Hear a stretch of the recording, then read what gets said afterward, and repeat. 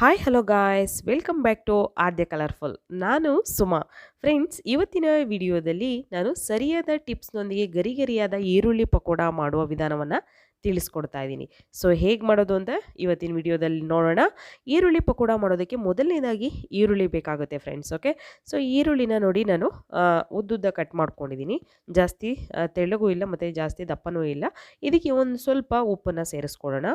ಉಪ್ಪನ್ನು ಸೇರಿಸಿ ನಾವು ಇದನ್ನು ಕೈಯಿಂದ ಈ ಥರ ಮಿಕ್ಸ್ ಮಾಡ್ಕೋಬೇಕು. ಚೆನ್ನಾಗಿ ಅದು ಒಂದು ಸ್ವಲ್ಪ ಕಿವುಚಬೇಕು. ಜಾಸ್ತಿ ರಫ್ ಆಗಿ ಏನು ಕಿವುಚೋದು ಬೇಡ. ಜಸ್ಟ್ ನೋಡಿ ನಾನು ಹೇಗೆ ಮಾಡ್ತಾಯಿದ್ದೀನಿ ಅಂತ. ಓಕೆ, ಅದನ್ನು ಒಂದು 2 ನಿಮಿಷ ನಾವು ಹಾಗೆ ಇಟ್ಬಿಡೋಣ. ನಂತರ ಇಲ್ಲಿ ಕಡಲೆ ಹಿಟ್ಟನ್ನು ತೊಗೊಂಡಿದ್ದೀನಿ. 1 ಕಪ್ ಆಗುವಷ್ಟು ನಾನು ಕಡಲೆ ಹಿಟ್ಟನ್ನ ತೊಗೊಂಡಿದ್ದೀನಿ. ಈಗ ಈರುಳ್ಳಿನ ಒಂದು 2 ನಿಮಿಷ ಹಾಗೆ ಬಿಟ್ಟಿದ್ದೆ ನಾನು ಕೈಯಲ್ಲೆಲ್ಲ ಕಲಿಸ್ಬಿಟ್ಟು. ನಂತರ ಈಗ ಹಸಿರು ಮೆಣಸಿನ್ಕಾಯಿನ ಹಾಕೋತಾ ಇದ್ದೀನಿ. ಇಲ್ಲಿ ಸಣ್ಣದಾಗಿ ಕಟ್ ಮಾಡಿರುವಂಥ ಹಸಿರು ಮೆಣಸಿನ್ಕಾಯಿನ ಹಾಕ್ಕೊಂಡಿದ್ದೀನಿ ನಾನು. ಹಾಗೆ ಇದಕ್ಕೆ ಸ್ವಲ್ಪ ಕೊತ್ತಂಬರಿ ಸೊಪ್ಪನ್ನು ಆ್ಯಡ್ ಮಾಡ್ಕೊಳ್ಳೋಣ. ಸೊ ನಿಮಗೆ ಕರಿಬೇವು ಬೇಕು ಅಂದರೂ ಕರಿಬೇವು ಕೂಡ ಹಾಕ್ಕೋಬೋದು. ಓಕೆ, ಇದಕ್ಕೆ ನಾನು ರೆಡ್ ಚಿಲ್ಲಿ ಪೌಡರ್ನ ಹಾಕ್ಕೋತಾ ಇದ್ದೀನಿ. ಸ್ವಲ್ಪ ಖಾರ ನೋಡಿಕೊಂಡು ನೀವು ಉಪಯೋಗಿಸಿ. ನಂತರ ಫ್ರೆಂಡ್ಸ್, ನಿಮಗೆ ನನ್ನ ವಿಡಿಯೋ ಇಷ್ಟ ಆದರೆ ಪ್ಲೀಸ್ ನನ್ನ ಚಾನಲ್ನ ಸಬ್ಸ್ಕ್ರೈಬ್ ಮಾಡ್ಕೊಳ್ಳಿ ಫ್ರೆಂಡ್ಸ್. ಹಾಗೆ ಲೈಕ್ ಮಾಡಿ ಮತ್ತು ಶೇರ್ ಮಾಡಿ. ಇದಕ್ಕೆ ನಾನು ಸ್ವಲ್ಪ ಚಿಟಿಕೆಯಷ್ಟು ಅರಿಶಿನ ಹಾಕ್ಕೋತಾ ಇದ್ದೀನಿ. ಸೊ ಅರಿಶಿನ ನಿಮಗೆ ಆಪ್ಷನಲ್.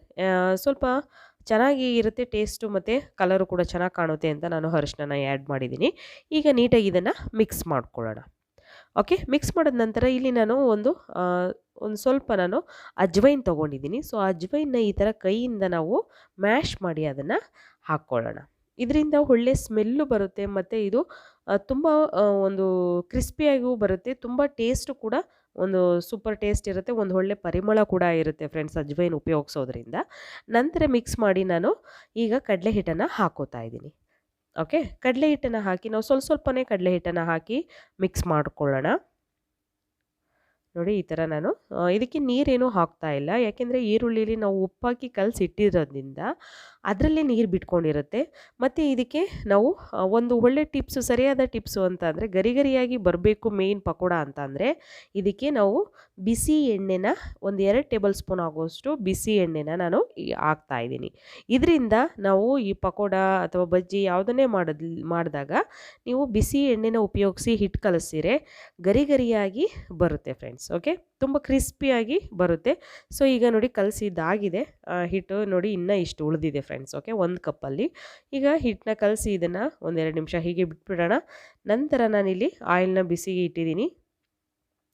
ಸೊ ಈಗ ಆಯಿಲ್ ಬಿಸಿಯಾಗಿದೆಯೇ ಅಂತ ನೋಡೋದಕ್ಕೆ ಸ್ವಲ್ಪ ಈರುಳ್ಳಿನ ನಾವು ಹಾಕ್ಕೊಳ್ಳೋಣ. ಓಕೆ, ಇದು ಸಾಕು, ಕರೆಕ್ಟಾಗಿದೆ. ಜಾಸ್ತಿ ಬಿಸಿಯಾಗಿರಬಾರ್ದು. ಜಾಸ್ತಿ ಬಿಸಿ ಆದರೆ ಒಂದೇ ಸಲ ಕಪ್ಪಗಾಗ್ಬಿಡುತ್ತೆ. ಸೊ ಹಾಗಾಗಿ ಸ್ವಲ್ಪ ಬಿಸಿ ಇದ್ದಾಗಲೇ ಹಾಕ್ಕೊಳ್ಳೋಣ. ಈಗ ಪಕೋಡನ ನಾವು ಮಾಡ್ಕೊಳ್ಳೋಣ. ಈರುಳ್ಳಿ ಪಕೋಡ ಮಾಡೋದು ತುಂಬಾ ಈಸಿ ಫ್ರೆಂಡ್ಸ್. ನಿಮಗೆ ಬೇಕು ಅಂದರೆ ಟೀ ಟೈಮ್ಗೆ ಈ ಸ್ನ್ಯಾಕ್ಸ್ನ ಮಾಡ್ಕೋಬೋದು. ಓಕೆ, ನೋಡಿ ನಾನು ಹೀಗೆ ಹಾಕ್ತಾಯಿದ್ದೀನಿ. ನಿಮಗೆ ಸ್ವಲ್ಪ ಉಂಡುಂಡೆಯಾಗಿ ಬೇಕು ಅಂದರೆ ನೀವು ಹಾಗೆ ಕೂಡ ಹಾಕೋಬೋದು. ನಿಮಗೆ ಹೇಗೆ ಇಷ್ಟ ಆಗುತ್ತೋ ಆ ಥರ ಪಕೋಡನ ನೀವು ಮಾಡ್ಕೊಳ್ಳಿ.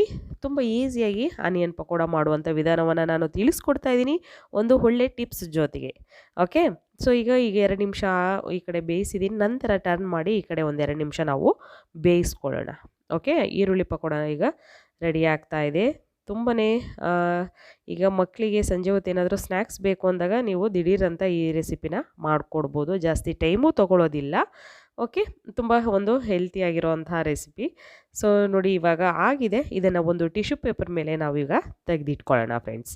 ಓಕೆ, ಈಗ ಆನಿಯನ್ ಪಕೋಡ ಮಾಡುವಂಥ ವಿಧಾನವನ್ನು ತಿಳಿಸಿದ್ದೀನಿ. ನಿಮಗೂ ಕೂಡ ವಿಡಿಯೋ ಇಷ್ಟ ಆಗಿದರೆ ಪ್ಲೀಸ್ ನನ್ನ ಚಾನಲ್ನ ಸಬ್ಸ್ಕ್ರೈಬ್ ಮಾಡ್ಕೊಳ್ಳಿ ಫ್ರೆಂಡ್ಸ್. ಹಾಗೆ ಲೈಕ್ ಮಾಡಿ ಮತ್ತು ಶೇರ್ ಮಾಡಿ. ಓಕೆ, ಈಗ ಒಂದು ಟಿಶ್ಯೂ ಪೇಪರ್ ಮೇಲೆ ನಾನು ಎಲ್ಲ ಪಕೋಡನೂ ತೆಗೆದಿಟ್ಕೋತಾ ಇದ್ದೀನಿ. ತುಂಬಾ ಈಸಿಯಾಗಿ ಮಾಡುವಂತಹ ಕ್ರಿಸ್ಪಿ ಆನಿಯನ್ ಪಕೋಡ ರೆಸಿಪಿನ ಶೇರ್ ಮಾಡಿದ್ದೀನಿ. ನೀವು ಟ್ರೈ ಮಾಡಿ ಹೇಗೆ ಬಂತು ಅಂತ ಕಾಮೆಂಟ್ ಸೆಕ್ಷನಲ್ಲಿ ತಿಳಿಸಿ. ವಿಡಿಯೋ ಇಷ್ಟ ಆದರೆ ಪ್ಲೀಸ್ ನನ್ನ ಚಾನಲ್ನ ಸಬ್ಸ್ಕ್ರೈಬ್ ಮಾಡ್ಕೊಳ್ಳಿ. ಬಾಯ್.